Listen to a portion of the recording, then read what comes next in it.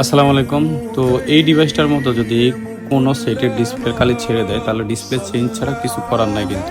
আমাদের হাতে যে ডিভাইসটা এটা হলো নোট 13।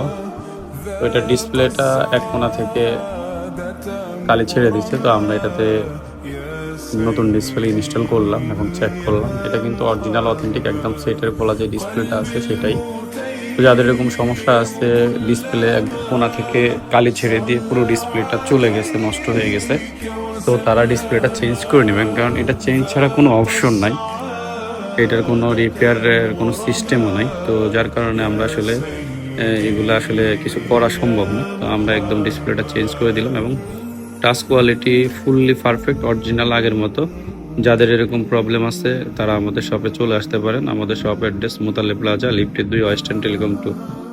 আর অবশ্যই আসার আগে আমাদেরকে কনফার্ম করে আসবেন এবং দেখে আসবেন। এটার কিন্তু 3-4 কোয়ালিটির ডিসপ্লে হয়। তো যে ভাইটার মোবাইলটা সমস্যা ছিল উনি অরিজিনাল ডিসপ্লে এটাতে ইনস্টল করছে, দেখতেই পাচ্ছেন আগের মতো সার্ভিস পাবেন এবং ফিটিং একদম অরিজিনালের মতোই ইনশাল্লাহ আমরা করে দিব।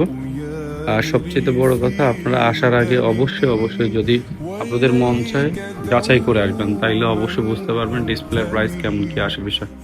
ধন্যবাদ, আসসালামু আলাইকুম।